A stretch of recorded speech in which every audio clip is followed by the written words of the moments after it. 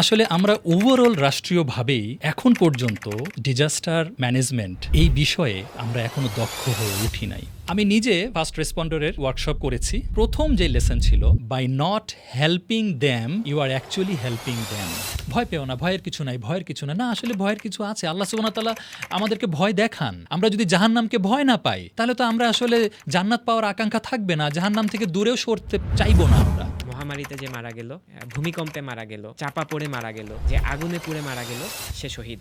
খুবই এক্সপেরিয়েন্সড একজন ডক্টর, তিনি মারা গেলেন। আমরা বলে ফেলি অসময়ে তার মৃত্যু হয়ে গেল, কিন্তু আমাদের মনে রাখতে হবে কোনো মৃত্যু অকাল মৃত্যু নয়।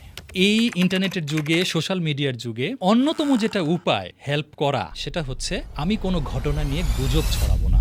আসলে মৃত্যু এমন একটা সত্য, জন্ম নাও হতে পারে, মৃত্যু হবে। ওই সময় আমার কাছে মনে হয়েছে এটা আমার জন্য সবচেয়ে বড় বিপদ, কিন্তু 15 বছর পরে গিয়ে বুঝলাম ওইটাই ছিল আমার জন্য আসলে ভালো। কুল্লুকুম রাইন ওয়া কুল্লুকুম মাসউলুন আন রাইয়াতিহি। তোমরা প্রত্যেকেই দায়িত্বশীল, তোমাদের দায়িত্ব সম্পর্কে জিজ্ঞাসা করা হবে। আসসালামু আলাইকুম রহমতুল্লাহ। সম্প্রতি ঢাকার উত্তরার মাইলস্টোন স্কুল অ্যান্ড কলেজে ঘটে গেল এক ভয়াবহ দুর্ঘটনা। সেটা নিয়ে জনগণের মধ্যে খুবই আতঙ্ক বিরাজ করছে। সেইখানে যারা ভুক্তভোগী রয়েছেন, যে প্যারেন্টস এবং স্টুডেন্ট যারা আছেন, বাচ্চারা যারা আছেন, সেই সাথে পুরো দেশের মানুষ সবাই খুবই আতঙ্কগ্রস্ত এবং সবাই খুবই দিশেহারা যে এই রকম একটা ঘটনা ঘটলে আমরা কি করব, কিভাবে আমরা এই ধরনের সিচুয়েশন ওভারকাম করব বা কাউন্টার করব। আমাদের কাছে কোনো গাইডলাইন নেই। তাই আজকে একটা বিশেষ আয়োজনের আমরা চেষ্টা করছি ইনশাআল্লাহ।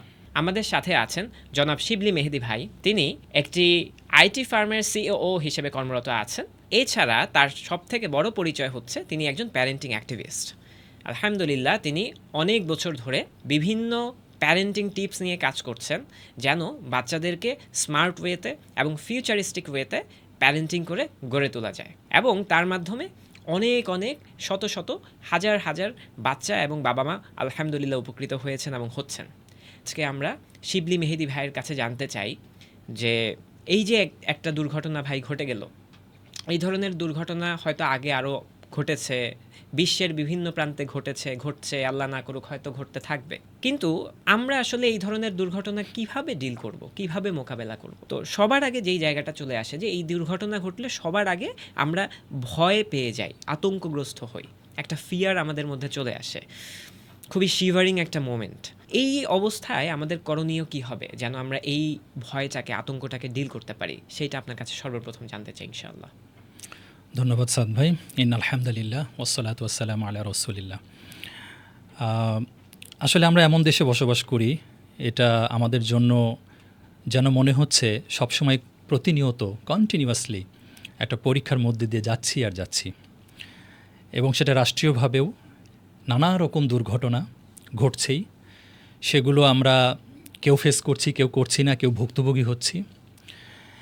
উপরন্তু আমাদের জিও লোকেশনটাও এমন যে এখানে বিভিন্ন ধরনের প্রাকৃতিক দুর্যোগও থাকে, এবং আসলে আমরা ওভারঅল রাষ্ট্রীয়ভাবেই এখন পর্যন্ত স্বাধীন বাংলাদেশ হওয়ার পরেও আসলে বিভিন্ন ডিজাস্টার ম্যানেজমেন্ট এই বিষয়ে আমরা এখনও দক্ষ হয়ে উঠি নাই।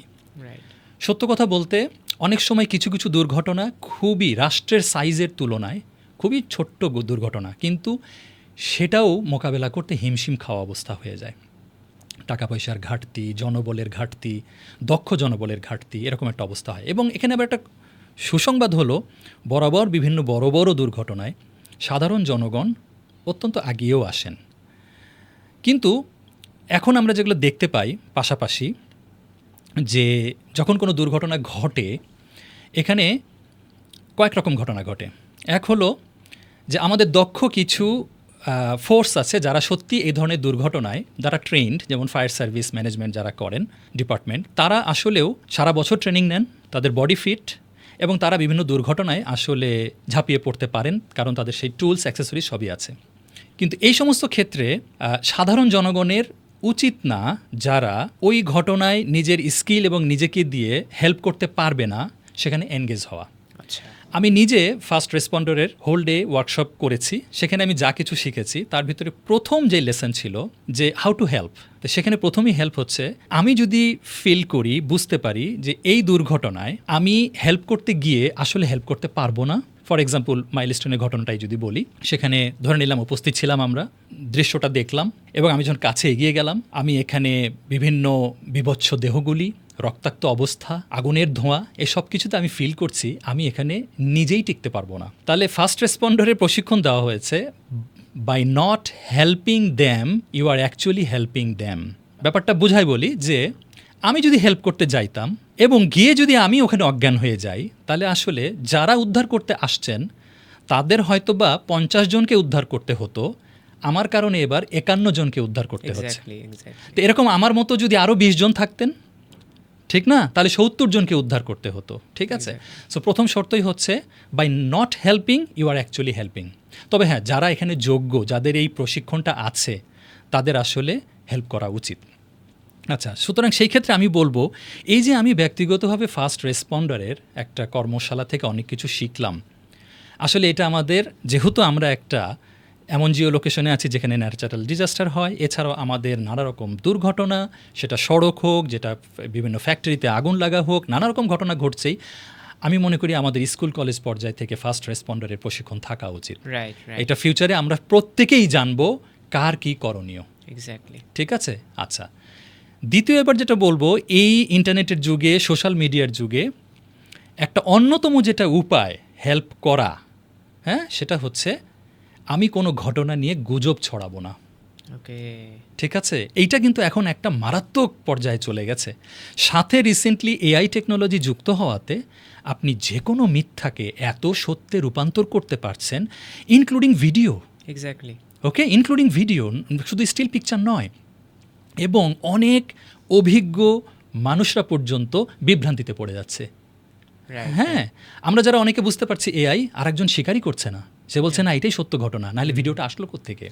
গুজবের ক্ষেত্রে সবচেয়ে বড় কথা যেটা হয় যে আমরা যে ইভ্যালুয়েট করে বের করব এটা মিথ্যা, মানে এআই দিয়ে তৈরি, সেটা বের করার আগেই গুজব ছড়ানোর কারণে অলরেডি যা ক্ষতি হওয়ার তা হয়ে গেছে। Right, exactly. এবং গুজবের কারণে যেটা আরেকটা বড় প্রবলেম হয়, ওই দুর্যোগ মোকাবেলার জন্য প্রকৃত সিদ্ধান্ত নেওয়াটাই ব্যাহত হয়। এক্স্যাক্টলি। ঠিক আছে। আর ওই যে আপনি প্যানিকের কথা বললেন, সো জাতির আরেকটা অংশ আবার প্যানিকড হয়ে যাচ্ছে। যারা প্যানিক হয় তাদেরও উচিত আসলে অনলাইনে গিয়ে এই ধরনের কার্যক্রম না দেখা, বিরত থাকাই ভালো।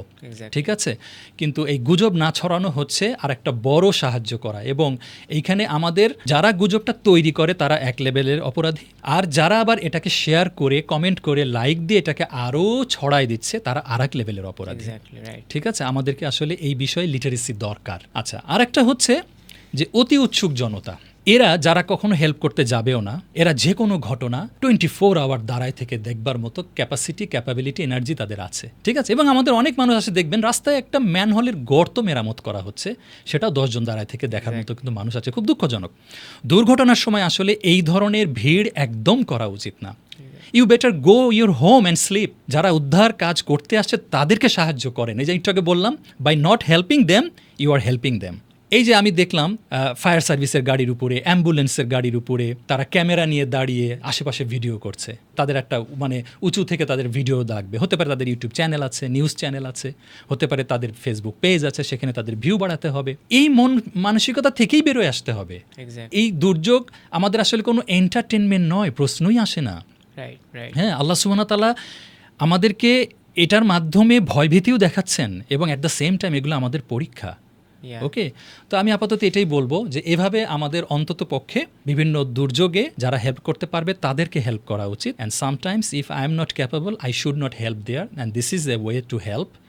আর ভিড় করা উচিত নয়, এবং এই যে ভিডিও করব আমার ক্যামেরায়, এই টেন্ডেন্সি থেকেও বের হয়ে আসতে হবে আসলে। এবং ভিডিওর কথা যেটা বললাম যে এখন তো সবকিছু ডিজিটালাইজড হয়ে গেছে, তো যার ফলে যেটা হচ্ছে দুর্ঘটনাস্থলে আমি নেই, কিন্তু এই যে ইনসিডেন্টের এই যে পোড়া দেহ, এই যে বিভৎস যে ছবিগুলো, সেগুলো হচ্ছে আমরা সবাই শেয়ার করছি ফেসবুকে। তো দেখা যাচ্ছে যে অনেকেই আছে যাদের হার্ট একটু উইক থাকে, যারা এই জিনিসগুলো নিতে পারে না। হ্যাঁ, এখন এবং এমনকি এখন তো বাচ্চারাও হচ্ছে সোশ্যাল মিডিয়াতে ইউজ টু, বাচ্চারাও সোশ্যাল মিডিয়া চালাচ্ছে, তো তাদের কাছে যখন যাচ্ছে তারা হয়তো এই ইনসিডেন্টে নেই, তারা সেখানে নেই, কিন্তু তারাও কিন্তু প্যাসিভলি এটাতে হচ্ছে ভুক্তভোগী হয়ে যাচ্ছে। তো ইনশাল্লাহ আমরা এইসব ব্যাপারে খুবই সচেতন থাকব, এই ব্যাপারগুলো আমরা মেনে চলার চেষ্টা করব। যে একদম ফার্স্ট স্টেপ আপনি যে কথাগুলো বললেন সেটা হচ্ছে একদম ফার্স্ট স্টেপেই হচ্ছে আমরা এই কাজগুলো হচ্ছে মাথায় রাখার চেষ্টা করব ইনশাল্লাহ। আচ্ছা, এখন হচ্ছে আমরা যদি আরেকটু ডেপথে যাই, যারা হচ্ছে ওই ইনসিডেন্টে অ্যাফেক্টেড হয়েছেন, যারা বাবা মা আছেন, যারা বাচ্চা কাচ্চা আছেন, কেউ হয়তো মারা গেছেন, আল্লাহ তাদেরকে মাফ করে দিক, জান্নাত ইনশাল্লাহ নসিব করুক, তাদের বাবা মাদের জন্য সহজ করুক। আর কেউ হয়তো আহত হয়ে আছেন, মৃত্যু সজ্জায় লড়ছেন, বা হয়তো কেউ রিকভার করছেন। তো এই যে যারা অ্যাফেক্টেড হয়েছেন, শোকাহত সিচুয়েশন, যে লাইফে এইরকম একটা ট্র্যাজেডি হলো, এই রকম একটা সিচুয়েশন মোকাবেলা তারা কিভাবে করবে, একটা তাদের জন্য এক্ষেত্রে শোক ব্যবস্থাপনা বা গ্রিফ ম্যানেজমেন্ট বলা হয় এটাকে। তো এইটার একটা যদি প্রপার গাইডলাইন আমরা আপনার থেকে পেতাম ইনশাল্লাহ এটা খুবই খুবই উপকার হতো। আসলে সত্য কথা বলতে আমি প্রথমেই স্বীকার করিনি, যতটুকুই আলোচনা করব এখানে, এটা আসলে কখনোই যারা অলরেডি শোকে আছেন তাদের জন্য যথেষ্ট হবে না।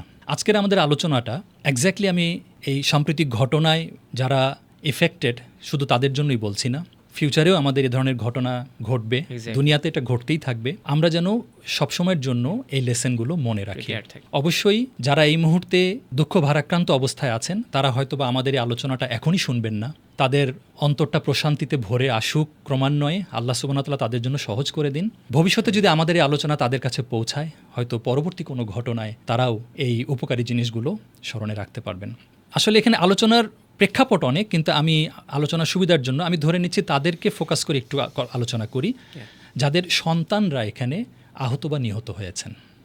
তো যে পরিবারগুলো এফেক্টেড, সবচেয়ে প্রথমেই যেটা বলবো যে যারা আত্মীয় স্বজন আছেন তারা এই সমস্ত পরিবারের পাশে থাকবেন। কারণ বিপদগ্রস্ত অবস্থায় একটা মানুষের স্বাভাবিক হিতাহিত বুদ্ধি জ্ঞান অনেক লোপ পেয়ে যায়। সুতরাং এই সময় যদি স্বজনরা পাশে না থাকে, সে অনেক ধরনের সিদ্ধান্ত আরও ভুল নেয়।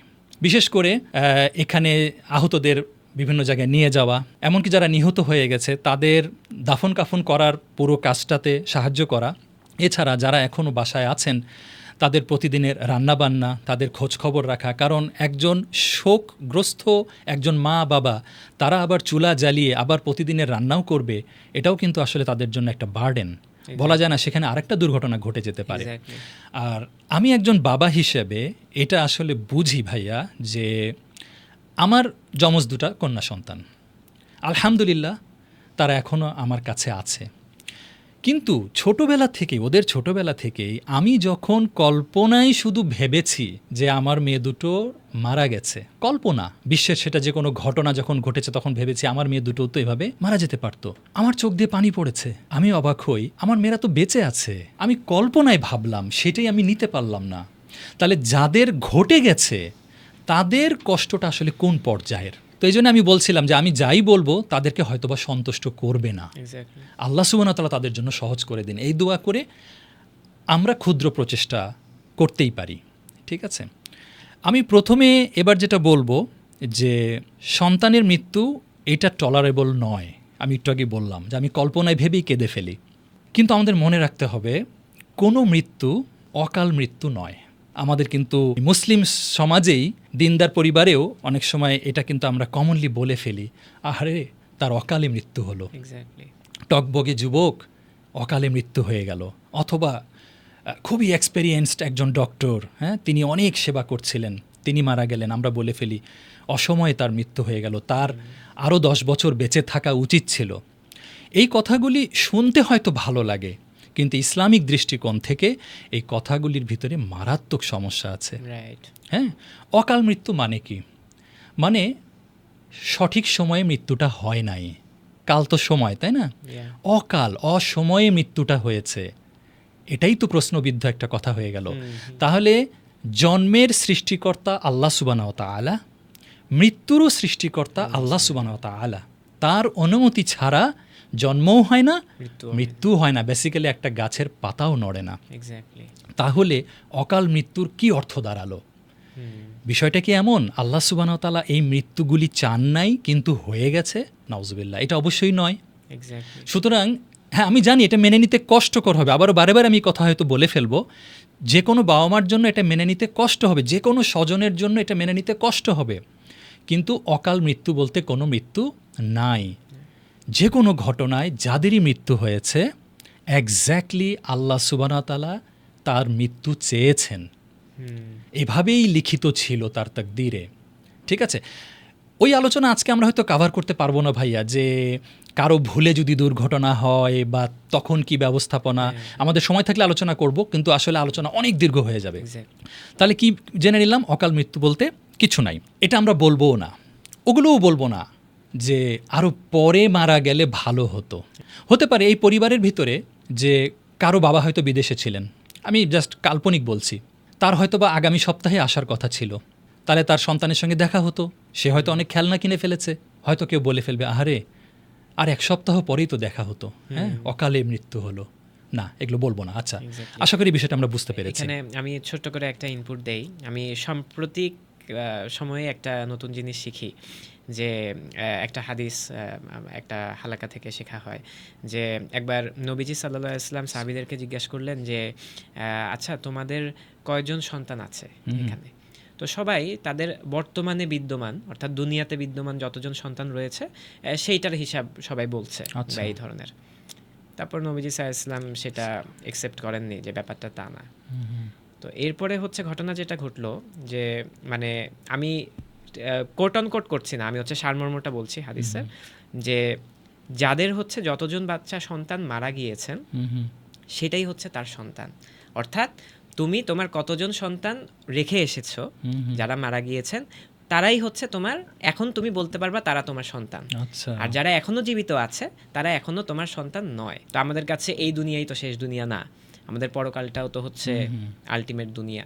তো সেইখানে দুটোকে যখন হচ্ছে আমরা একসাথে করি তখন অবশ্যই এই জিনিসটাই বেশি প্রায়োরিটি পায়, এবং সেখানেই আমরা হাকিকাতটা বুঝতে পারি কেন যে আগে চলে যায় তাকেই বলা হয় যে সেই হচ্ছে তোমার ভল্টে বা তোমার অ্যাসেট হিসেবে বা তোমার সত্যিকার সন্তান হিসেবে সেই এখনো আছে। তো এইটা একটা সান্ত্বনা হিসেবে কাজ করতে পারে, খুবই ছোট্ট একটা সান্ত্বনা হিসেবে কাজ করতে পারে সেই বাবা মাদের জন্য যারা ভুক্তভোগী হয়েছেন। জি ইনশাআল্লাহ।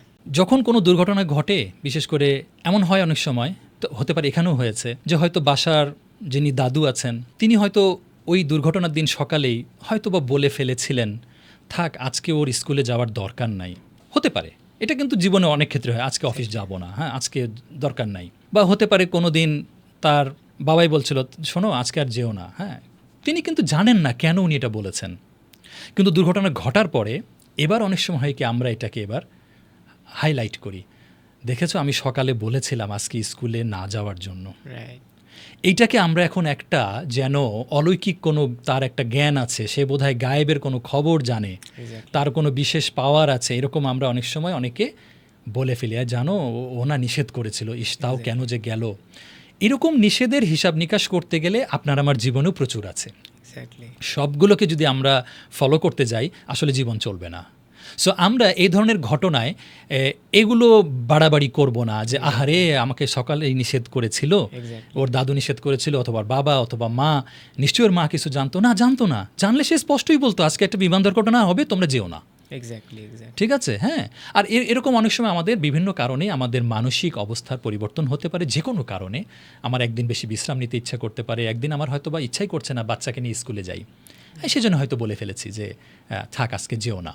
ঠিক আছে, কিন্তু এটার সঙ্গে আসলে দুর্ঘটনার কোনো আগাম আমি টের পেয়েছি এরকম কোনো কিছু নয়, এবং এগুলোকে বিশেষ অলৌকিক একটা বোধ আমাদের তৈরি হয়েছে এরকম আমরা ভাবি, কিন্তু আসলে এরকম তা নয়। ইভেন আমাদের রসুল সাল্লাল্লাহু আলাইহি সাল্লাম তিনিও অনেক গায়েবের বিষয় জানতেন না, তাকে যতটুকু জানানো হতো উনি ততটুকুই জানতে পারতেন। ঠিক আছে, এইবার আমি যেটা বলবো ভাইয়া, যে যাদের মৃত্যু হয়েছে সন্তানের, হ্যাঁ আহত হয়েছে, অনেক কষ্টে আছেন, তাদেরকে যদি এখন বলি যে দেখেন আল্লাহ যা করেন ভালোর জন্য করেন, মৃত্যু লিখিত ছিল, সে প্রশ্ন করতেই পারে এখানে আমার কি ভালো হলো। হ্যাঁ আমার সন্তান মারা গেল। কোনো ফ্যামিলিতে এমনও হতে পারে ভাইয়া যে 5-10 বছর তাদের কোনো বেবি হয় নাই, তারপরে বেবি হয়েছে, সেই বেবিটাই হয়তো বা এই স্কুলে পড়তো, সে মারা গেল, সে বলবে যে এখানে আমার ভালোটা কি হলো। ঠিক আছে, এখন তাৎক্ষণিক আমরা এটা বুঝতে পারবো না, কিন্তু আমি দু একটা এক্সাম্পল দিই। অনেক সময় দেখবেন খুব নিকট স্বজন কেউ মারা গেলে পরিবারের কাছের কেউ না কেউ আল্লাহ সুবহানাহু ওয়া তাআলার দিকে অনেক ঝুঁকে যান। হ্যাঁ আগে হয়তো বা তিনি নিয়মিত সালাত পড়তেনই না, বা টোটালি পড়তেন না, তার কি বোধ এসে গেল, সে 5 ওয়াক্ত সালাত আদায়কারী হয়ে গেল। হ্যাঁ, সে হয়তো বা একটা জীবন সম্পর্কে একটা উপলব্ধি করা শিখে গেল। এক্স্যাক্টলি। ঠিক আছে, এবং হতেও পারে ওই যে সে পরিবর্তন হয়ে গেল, বাকি জীবনে সে আর পূর্বের মতো ফিরে আসে নাই। এক্স্যাক্টলি। যদি এই ছোট্ট ঘটনাটুকুই আমি ধরি, তাহলে কি এটা ভালো নয়? হ্যাঁ, কারণ সে তো ইসলামের পথে ছিল না। তার একটা নিকট স্বজন, হতে পারে তার সন্তান, নিকট স্বজনের মৃত্যুর পর সে এতটা কষ্ট পেয়েছে এবং সে উপলব্ধি করেছে, সামহাও আল্লাহ সুবহানাহু ওয়া তাআলা তার ভেতরে সেই উপলব্ধি দিয়েছেন যে তারপর থেকে তিনি আল্লাহ সুবহানাহু ওয়া তাআলাকে যেন আরও চিনতে পারলেন, এক্স্যাক্টলি। আরও কাছে গেলেন। তাহলে কিন্তু ইভেনচুয়ালি এটা ভালো ঘটনা হলো। এক্স্যাক্টলি। তাহলে যদি উনি বলেন আমার ভালো কি হলো, তাহলে ভালো তো এটাই হলো। এক্স্যাক্টলি। ঠিক আছে, আচ্ছা। এবার জাস্ট কাউন্টার একটা বলছি, যে কেউ বলতে পারে আচ্ছা আমি তো আগে থেকেই সলাৎ পড়তাম, ওকে, কথার কথা, আমি তো আল্লাহর এবাদতগুলি আগে থেকেই করতাম, ফরজ এবাদত সব কিছু, আমার কি ভালো হলো আমার সন্তানের মৃত্যুতে? এক্স্যাক্টলি। এবং অনেকে এরকম বলে যে আমি তো সব ঠিকঠাক করেই করছিলাম।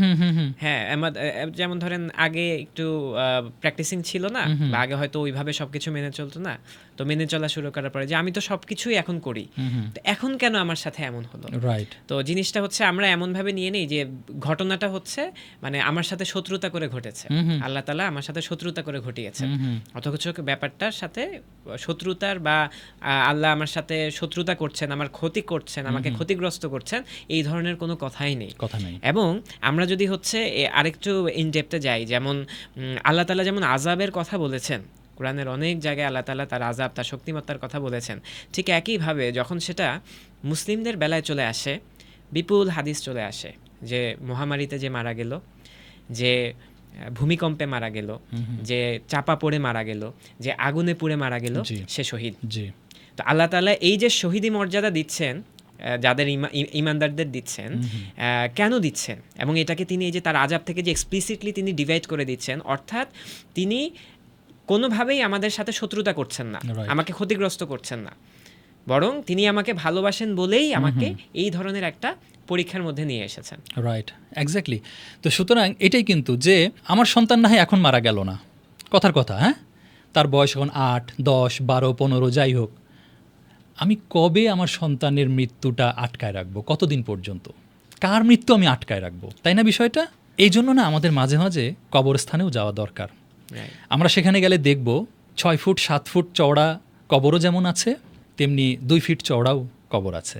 তার মানে আসলে মৃত্যু এমন একটা সত্য যে জন্ম নাও হতে পারে, কিন্তু মৃত্যু হবে। হ্যাঁ, সো অনেক সন্তানের মৃত্যু মায়ের পেটেই হয়, তার জন্ম হয় নাই, কিন্তু মৃত্যু হয়ে গেছে। মৃত্যু এত বড় সত্য যে জন্ম নাও হতে পারে, কিন্তু মৃত্যু হয়ে যাবে। এমনকি মৃত্যুরও এক সময় মৃত্যু হবে। হ্যাঁ, আল্লাহ মৃত্যুর আসলে আল্লাহর একটা সৃষ্টি, তো মৃত্যুর এক সময় মৃত্যু হবে। এত বড় সত্য মৃত্যু। সুতরাং আমি না হয় আমার সন্তান এখন তার মৃত্যু হলো না, কতদিন আমি আটকায় রাখবো? তাই না? আমার তো আটকায় রাখার ক্ষমতাই নাই, কিন্তু জাস্ট আমি কথার কথা বললাম, এখন হলো না, কালকে, পরশু, 1 মাস পর, 2 বছর পর, 20 বছর পর আমার সন্তানের মৃত্যু, প্রত্যেকের মৃত্যু হবে। সুতরাং ওই যেটা প্রথমে বলছিলাম, অকাল মৃত্যু বলতে কিছু নাই, আর দ্বিতীয়ত কোনো মৃত্যু আমরা আটকায় রাখতে পারবো না।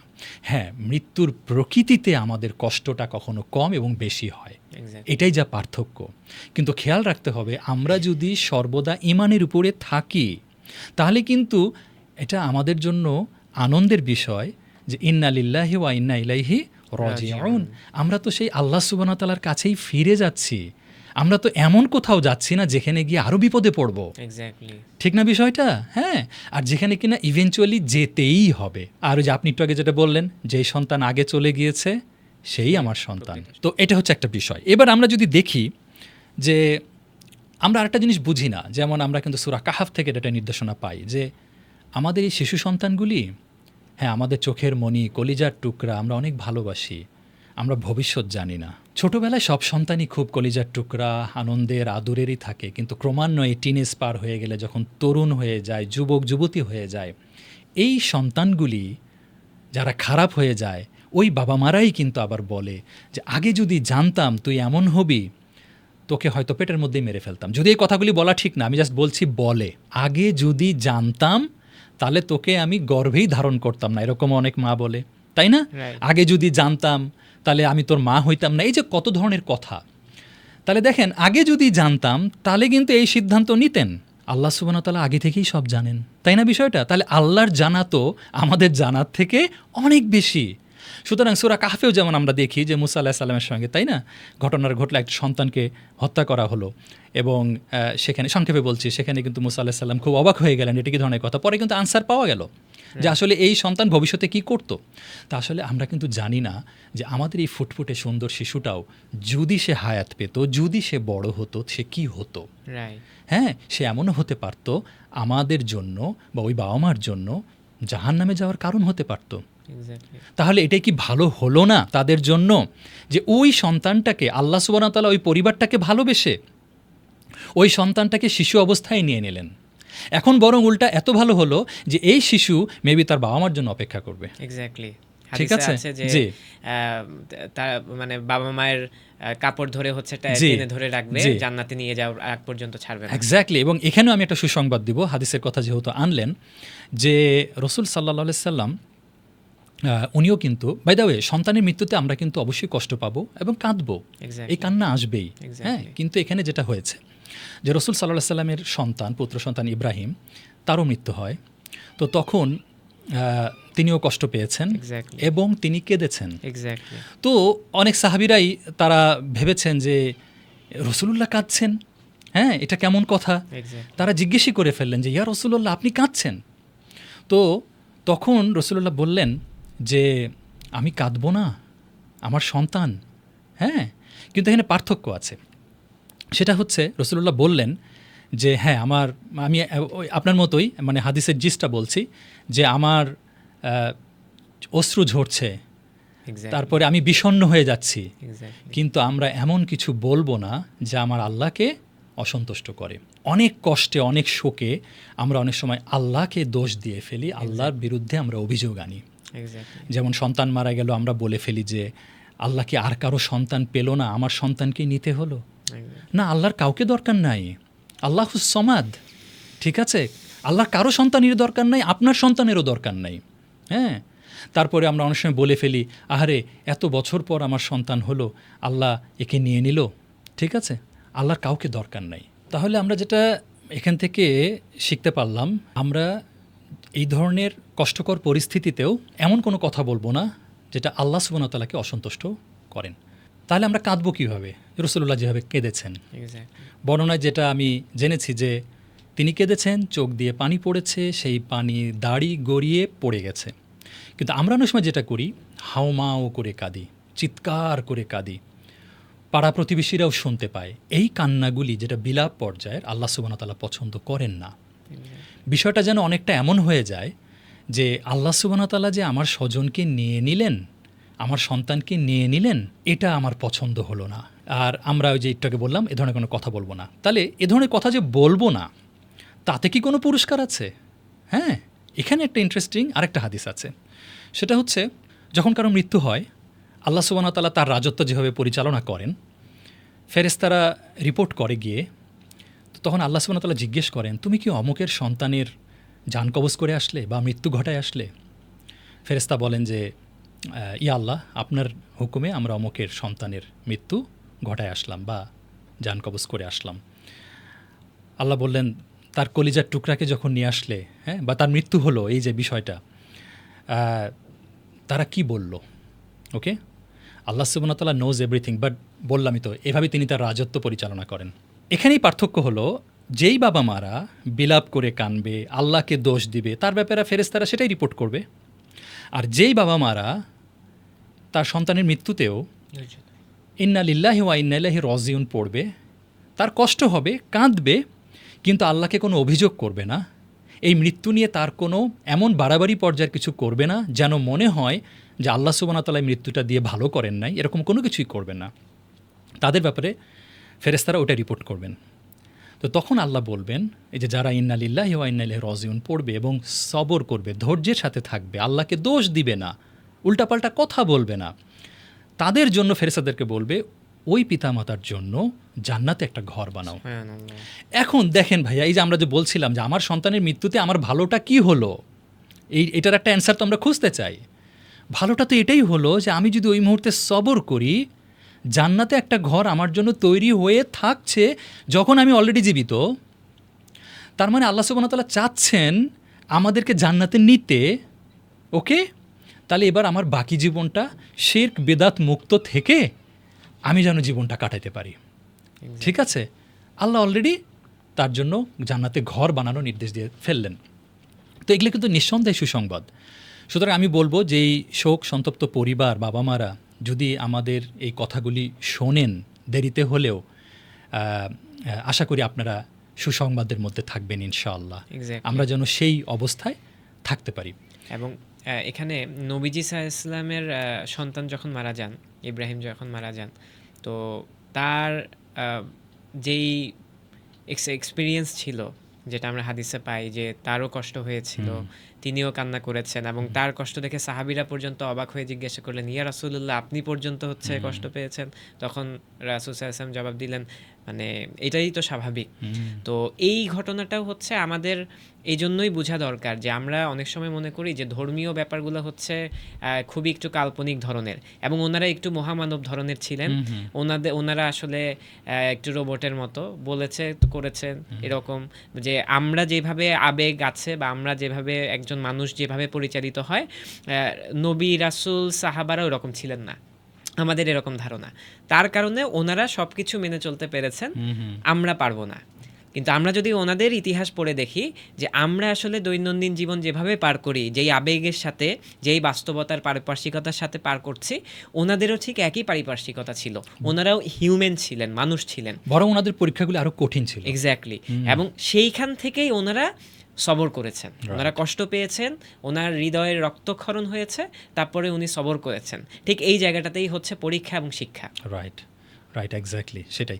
এখন একটা জিনিস খুবই গুরুত্বপূর্ণ ভাইয়া, যে হ্যাঁ, আমরা তো অনেক কথা আমি নিজেও বললাম, জানি না আমার সিচুয়েশন আসলে আমি কতখানি নিজেকে সেখানে পালন করতে পারবো। আল্লাহ সুবহানাহু ওয়া তাআলা যেন আমাদের সকলকে তৌফিক দান করেন। কিন্তু এই যে পরিস্থিতি যখন ঘটবে, মানে যখন আমরা আমাদের আজকের এই পডকাস্টের আলোচনা শুনছি, হয়তো বা খুব আরামদায়ক একটা পরিবেশের মধ্যে থেকে শুনছি, কিন্তু যখন ঘটনাটা ঘটবে তখন তার এই পডকাস্টটা সামনে কানের পাশে বাজবে না। তাহলে আমরা কিভাবে এটা সর্বক্ষণ স্মরণে রাখতে পারবো? এক্স্যাক্টলি, ঠিক আছে। হ্যাঁ, আজকের এই কথাগুলি আসলে তো আমরা ভুলে যাব, যারাই শুনছি, এমনকি আমিও ভুলে যেতে পারি যদিও আমি বলছি। স্মরণে থাকার একটা উপায় হলো আমরা যেন দিনের অধিকাংশ সময় আল্লাহর জিকির করি।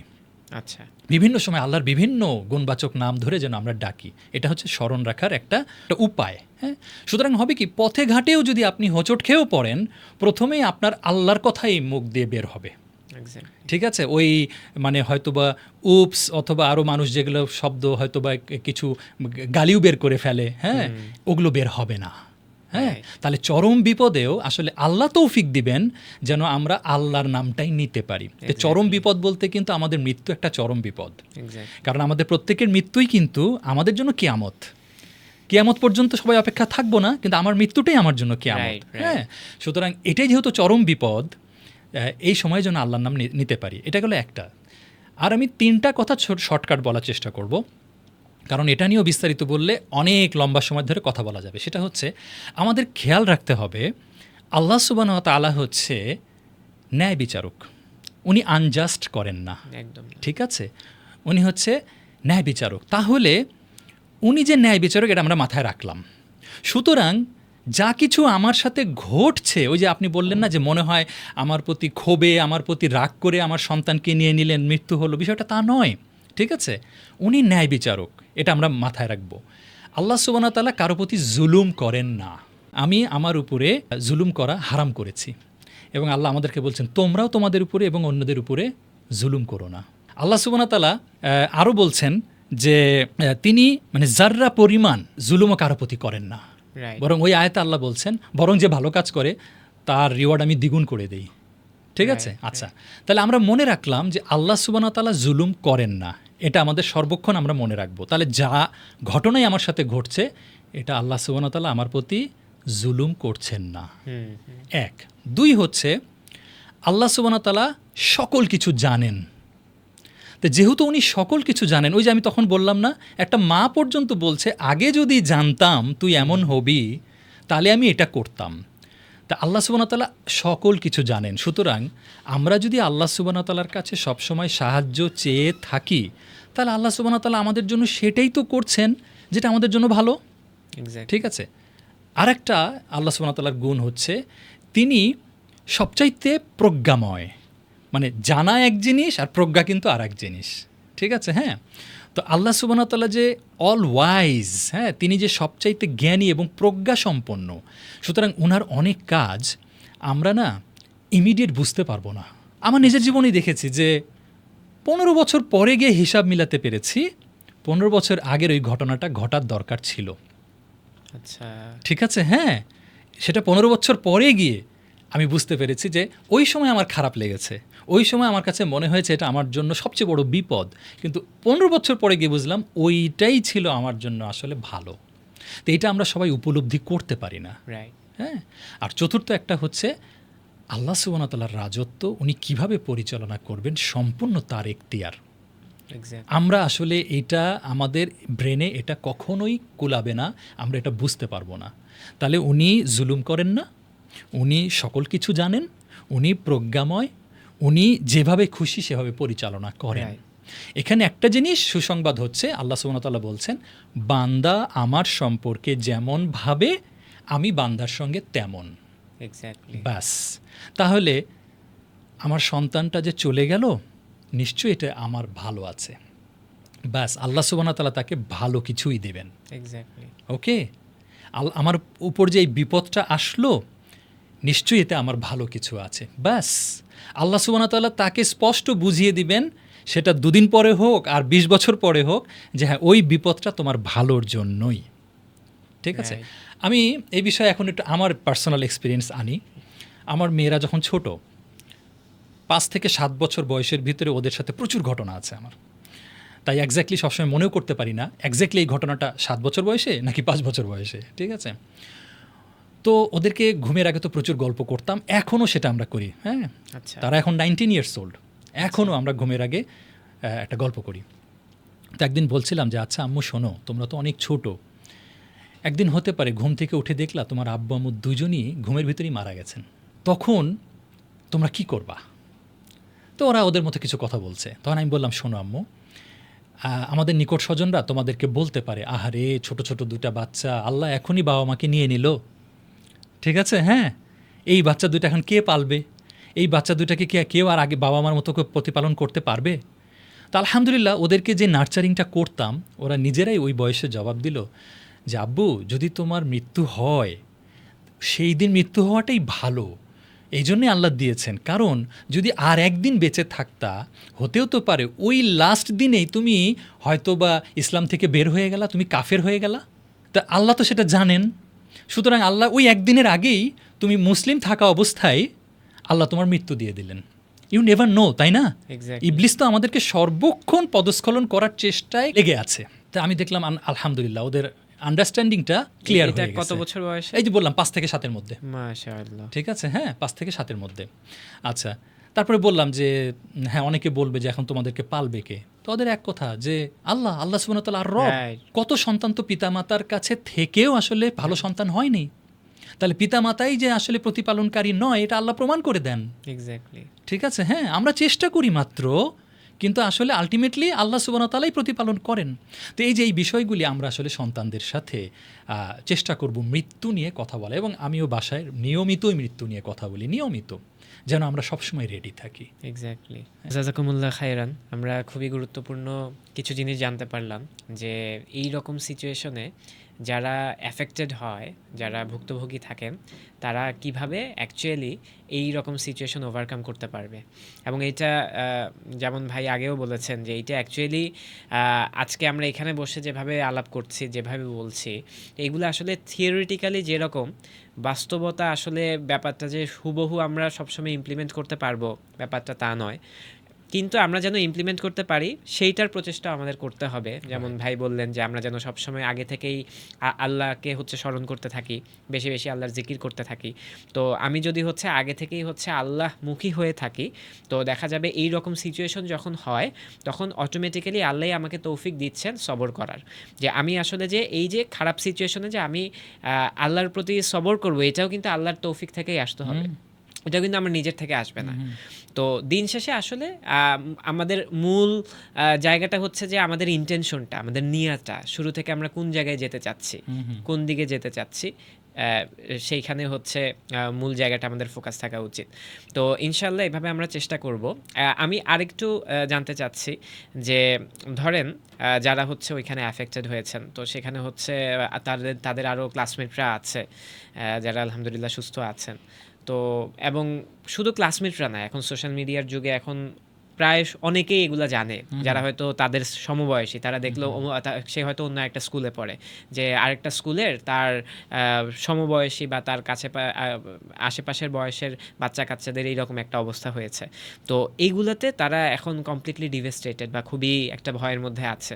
তো এই সিচুয়েশনগুলো তারা কিভাবে ওভারকাম করে আবার রেগুলার লাইফে ব্যাক করবে, যারা ওই স্কুলটাতে যারা ছিল বা যারা আছে তারা আবার কিভাবে রেগুলার লাইফে তারা এই জায়গাগুলোতে ব্যাক করবে, আর যারা আলহামদুলিল্লাহ বেঁচে গেছেন তারা যে তাদের যেই একটা মেন্টাল ট্রমা টাইপের একটা সিচুয়েশন হবে এখন, এই জায়গাগুলো কিভাবে ডিল করবে বাচ্চাদের ক্ষেত্রে, এটাও যদি হচ্ছে আমরা একটু জানতে পারি।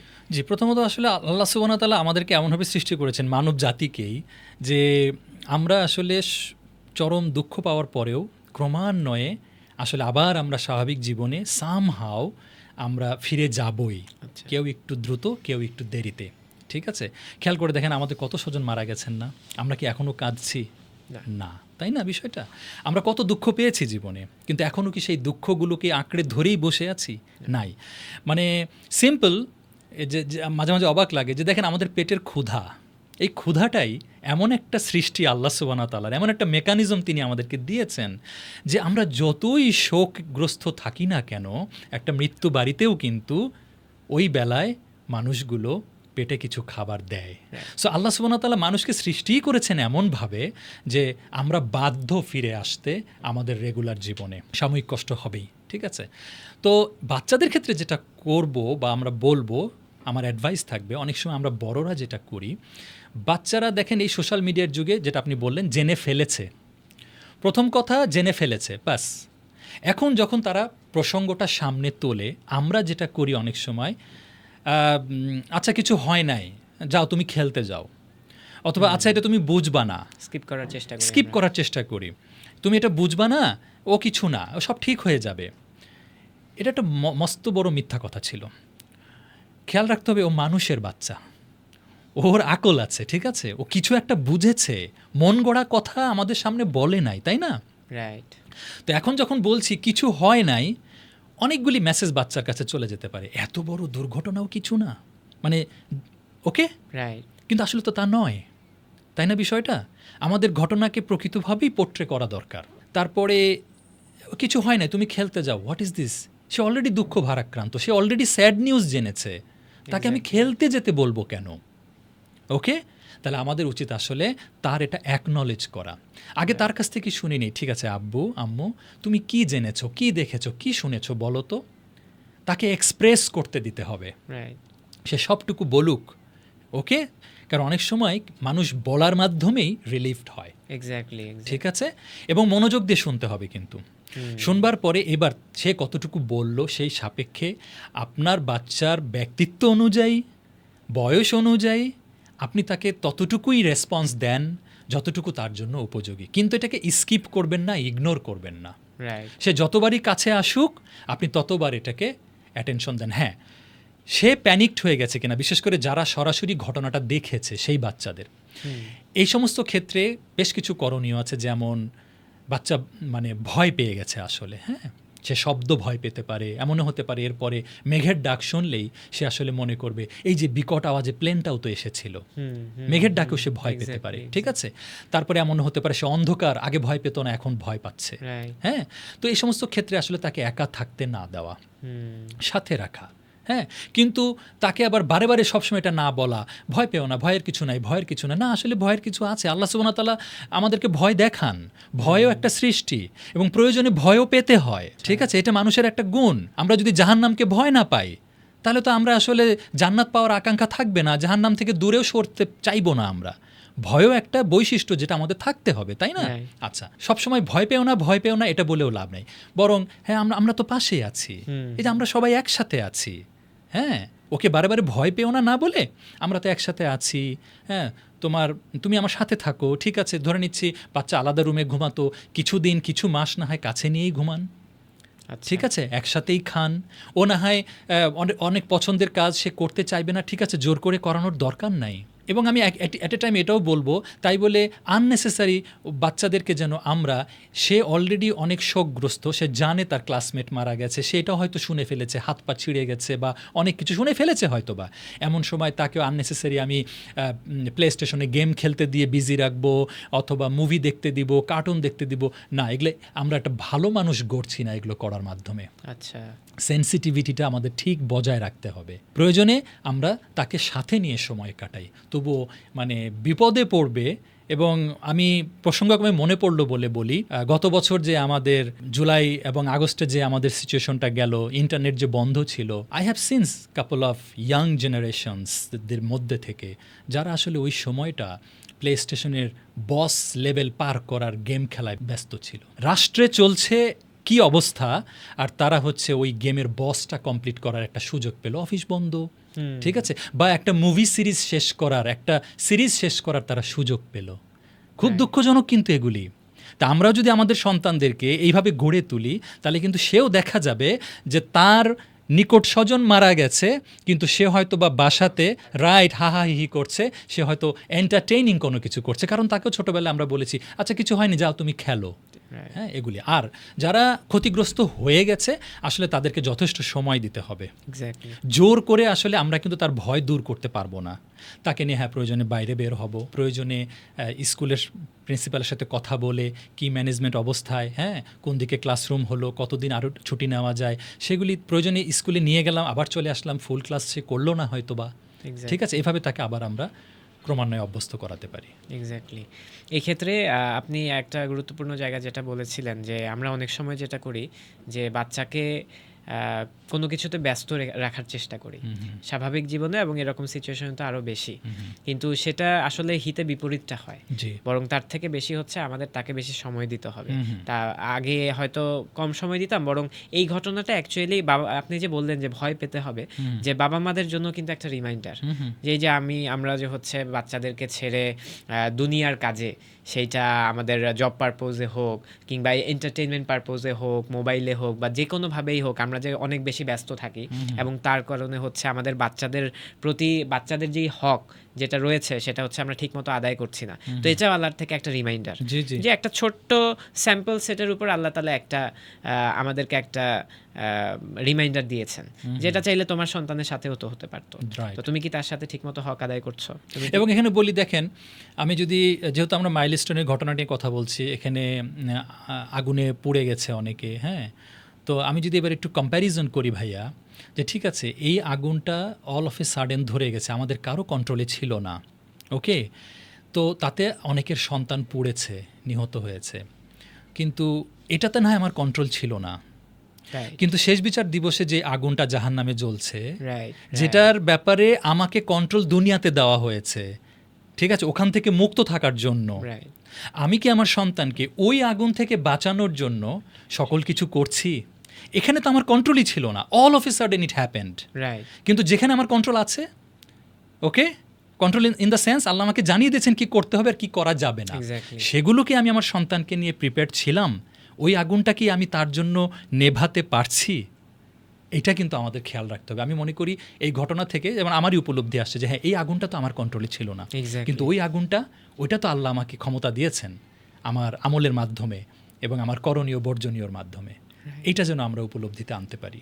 এটা খুবই গুরুত্বপূর্ণ, এবং এই ধরনের ঘটনা আসলে প্রতিনিয়ত বিশ্বের বিভিন্ন জায়গায় ঘটছে, আগেও ঘটছে এবং ভবিষ্যতেও ঘটবে, এবং প্রত্যেকটা ঘটনাই আসলে শুধু যারা অ্যাফেক্টেড হচ্ছে তাদের জন্যই ঘটনাটা না, এটা আসলে পুরো মানব জাতির জন্যই ঘটনা, রাইট। সবার জন্যই এক একটা উপমা আল্লাহ তাআলা দিয়ে যাচ্ছেন, বারবার এক একটা উপমা আল্লাহ তাআলা দিয়ে যাচ্ছেন, যে বারবার আল্লাহ তাআলা সতর্ক করছেন, বারবার মানুষকে হেদায়েত দেওয়ার চেষ্টা করছেন, বিভিন্নভাবে বোঝানোর চেষ্টা করছেন।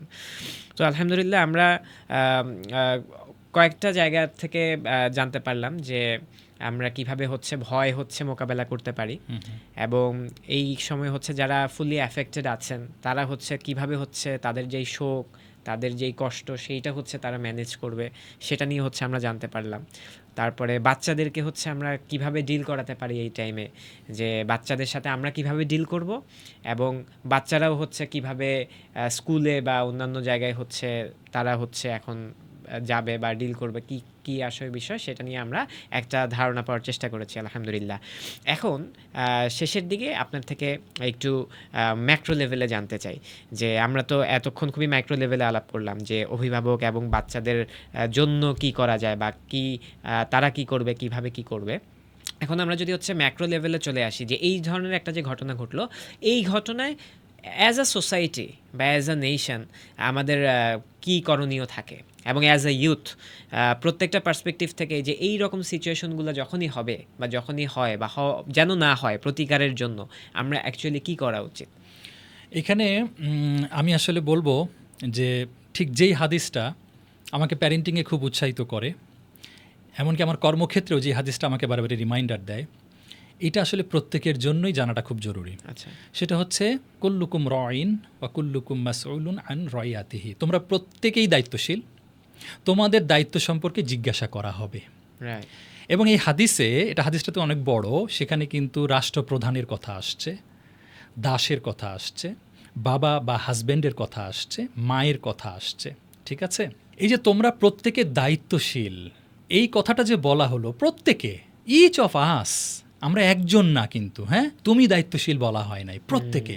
তার মানে আমার খুঁজে বের করতে হবে আমার এখানে দায়িত্ব কী ছিল। আমি এই বিষয়ে আলোকপাত করার আগে একটা উদাহরণ দিয়ে আলোচনায় ঢুকবো। আপনি একটু আগে বলছিলেন না যে এগুলো ঘটনা তো আমাদের সবার জন্যই পরীক্ষা। আমরা অনেক সময় এটা বুঝি না, বুঝলেন, যে সবার জন্য পরীক্ষা। আমরা অনেক সময় মনে করি এটা শুধু ওর জন্য পরীক্ষা ছিল। একটা উদাহরণ দেই, যে উদাহরণটা দিলে অনেকের জন্য বুঝতে সুবিধা হবে, হয়তো বা দর্শকদেরও বুঝতে সুবিধা হবে।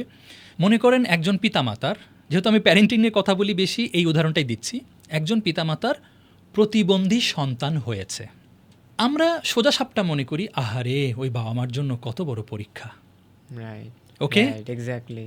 আমরা মনে করছি ওনার প্রতিবন্ধী সন্তান আমার জন্য পরীক্ষা না, আমরা মনে করছি শুধু ওই বাবা মার জন্যই পরীক্ষা। কিভাবে ওই তার সন্তান আমার জন্য পরীক্ষা হতে পারে, আমি একটু এক্সাম্পল দিই। যেমন তার প্রতিবন্ধী সন্তান হয়েছে, এখন আত্মীয়দের মধ্যেই কেউ হয়তো বা আর এক আত্মীয়কে বলে ফেললো নিশ্চয়ই কোনো গুনাহের কাজ করছিল, এই জন্য আল্লাহ প্রতিবন্ধী সন্তান, এই ধরনের কথাই সাধারণত সমাজে প্রচলিত। রাইট। এখন একটা জিনিস দেখেন, তার সন্তান প্রতিবন্ধী হতেও পারে, সে প্রতিবন্ধী সন্তান নিয়ে তার পরীক্ষায় পাশ করে যাবে, আর এক আত্মীয় ফেল করে গেল, কি কথা বলে, নিশ্চয়ই কোনো গুনাহ করছিল ওরা দুইজন, যার জন্য আল্লাহ প্রতিবন্ধী সন্তান। আচ্ছা, নিশ্চয়ই কোনো গুনাহ করছিল, এটা আপনি জানলেন কিভাবে? আর আল্লাহ যে তাদের ওই গুনার শাস্তি হিসেবে প্রতিবন্ধী সন্তান দিয়েছেন, এই গায়েবের খবর আপনি জানলেন কোত্থেকে? তাহলে দেখেন, সন্তান আর একজনার, ফেল করলো আর একজন। আচ্ছা, আবার এমনও হতে পারে ওই প্রতিবন্ধী সন্তান নিয়ে হয়তোবা সে তার আত্মীয়র বাসায় বেড়াতে গিয়েছে, তো হতে পারে ওই সন্তানটা তার মুখ দিয়ে হয়তো লালা পড়ছে, হ্যাঁ, সে হয়তোবা ওই লালাটা সোফায় হয়তোবা ঘষে ফেললো, ঠিক আছে, হতে পারে। কিন্তু তো তখন হয়তো ওই বাসায় যিনি হোস্ট, তিনি হয়তো বলে ফেললেন অনেকটাই ভাবে যে আপনার সন্তানকে কেন নিয়ে আসেন, সে তো, হ্যাঁ, নিয়ন্ত্রণ করতে পারেন না, হ্যাঁ, আপনি সন্তানকে কেন নিয়ে আসেন, এই যে একটা কষ্ট দিয়ে, খোঁচা দিয়ে কথা বলে ফেললো, সে কিন্তু পরীক্ষায় ফেল করলো। সন্তান যার, সে হয়তো বা পাশ করে গেছে। এবং একটা জিনিস দেখেন, সামান্য একটা কাঁটা আমাদের, আমরা যারা ঈমান এনেছি, হ্যাঁ, সামান্য একটা কাঁটা যদি পায়ে বিঁধে, তাতেও আমাদের গুনাহ মাফ হয়। তা আপনি কি মনে করেন না যে বাবা মা প্রতিবন্ধী সন্তান আল্লাহ তাদেরকে দিয়েছেন, তাদের আল্লাহ কত গুনাহ ক্ষমা করছেন? কাঁটায় যদি গুনাহ ক্ষমা হয়, আল্লাহ সুবহানাহু ওয়া তাআলা ভালো করেই জানেন যে আমি তাদেরকে মানসিক প্রতিবন্ধী অথবা শারীরিক প্রতিবন্ধী সন্তান দিয়েছি, এটার জন্য তাদের কি পরিমাণ কষ্ট হচ্ছে সামাজিকভাবে, ব্যক্তিগতভাবে। সুতরাং এমনও হতে পারে তাদের সমস্ত গুনাহ আল্লাহ ক্ষমা করে দেওয়ার জন্য সন্তানটা দিয়েছেন। ইনশাল্লাহ তাদের মৃত্যুর পর আল্লাহ সুবহানাহু ওয়া তাআলা তাদেরকে জান্নাত দিবেন। ঠিক আছে, হ্যাঁ, কিন্তু মাঝখান থেকে আত্মীয় স্বজন প্রতিবেশী অনেকেই ফেল করলো। এক্স্যাক্টলি। আচ্ছা, তাহলে আমি একটা জিনিস প্রমাণ করলাম যে যার সাথে ঘটনা, পরীক্ষা শুধু তার জন্য নাও হতে পারে, অন্যদের জন্য পরীক্ষা হতে পারে। এবার বলি যে তোমরা প্রত্যেকে দায়িত্বশীল। এখন ঘটনা যেটাই ঘটুক, যার যার জায়গা থেকে ভাইয়া খুঁজে বের করতেই হবে এখানে আমার কি দায়িত্ব ছিল। বিশেষ করে যেমন যে স্কুল কলেজে ঘটনা ঘটেছে সেটার প্রধানকে এটা চিন্তা করতেই হবে, এটার যারা প্রতিষ্ঠাতা তাদেরকে চিন্তা করতেই হবে, রাষ্ট্রের যারা দায়িত্বে আছে তাদেরকে চিন্তা করতেই হবে। এটা জাস্ট মানে আমি ওদিকে গুরুত্ব না দিয়ে অন্য কাজে বেশি বিজি আছি এটা ভাবলে হবেই না। এখানে যত যত এন্টিটি এখানে কানেক্টেড, প্রত্যেককে চিন্তা করতে হবে এখানে আমার দায়িত্বটা কী ছিল, আমি সেটা পালন করছি কি করি নাই। কারণ আমার দায়িত্ব নিয়ে আমাকে জিজ্ঞাসা করা হবে শেষ বিচার দিবসে। এবং হাদিসে কিন্তু আবার বলি প্রথমে রাষ্ট্রপ্রধানের কথাই আসছে। তাহলে রাষ্ট্রপ্রধান কোনো ঘটনা নিয়ে আসলে দুশ্চিন্তা মুক্ত থাকবে এটা হতেই পারে না।